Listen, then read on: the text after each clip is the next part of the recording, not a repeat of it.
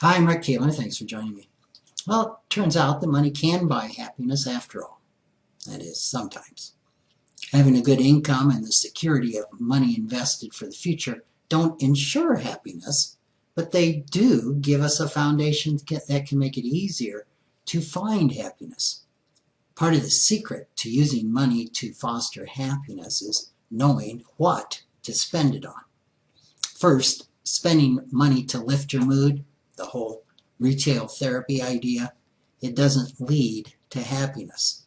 It provides only a momentary sense of pleasure, which in the long run really fosters unhappiness. But there are ways to spend money that do create happiness. Here's a couple.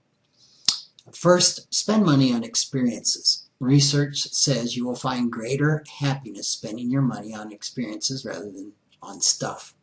Experiences live in our memories much longer and give us more emotional enjoyment than things, which can quickly lose their importance. According to a post in PsychBlog, just the anticipation of planning an experience often creates happiness. And if you want to take happiness up to the next level, take a friend along with you. Another thing you can spend money on that will increase happiness is exercise.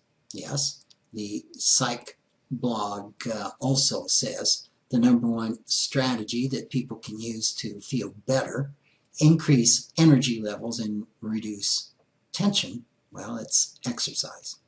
Exercising can mean spending money on a gym membership, a personal trainer, and equipment, but it can also be inexpensive. Walking, for example, requires a little more than a pair of good shoes and, at least here in South Dakota, a reasonably warm winter coat if it's January. Stuff that will provide you experiences. This is a wise thing to spend money on. Buying things that create or are necessary for experiences also count as happiness spending. For example, music is an experience that research says is a mood enhancer. Even sad music can bring pleasure. Spending money on music might mean buying concert tickets, but could also mean buying recordings, an iPod, a smartphone, speakers, similar equipment. Next is stuff that supports doing what you're good at. What are you good at and that you really enjoy doing?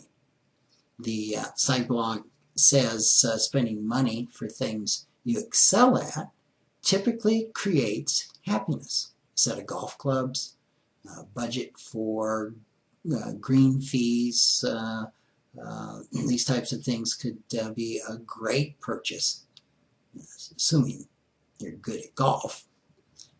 But maybe if you're not even that good at the game, you might enjoy the exercise if it's with friends. The same thing goes for buying things to support hobbies, such as art supplies or gardening equipment, plants. If you're a quilter, quilting fabrics. Maybe you enjoy helping others, so charitable giving or spending money on volunteer opportunities would increase your happiness. Personally, I love researching almost anything, so spending money on research data can be a real mood lifter for me. Next, you might think of coaching or therapy. A few things are more valuable for the long-term happiness of a person than hiring a good coach or therapist.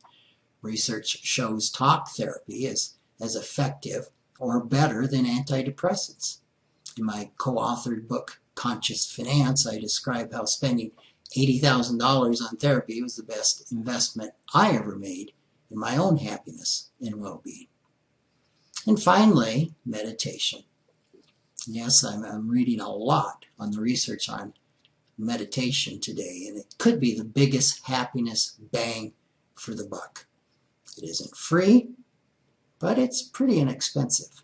You'll need to attend a class or buy an instructional video or book, download video from YouTube to kind of give you the basics. Then, of course, you need some time each day to spend meditating, and it doesn't have to be 20 minutes in the morning or 20 minutes in the afternoon. It can be as little as 5 minutes to receive some benefit. I personally recommend a book called Open Heart, Open Mind by Thomas Keating, but there are a lot of others. While we know that money by itself isn't a source of happiness, we also know that having enough money to comfortably meet our basic needs does make us happier.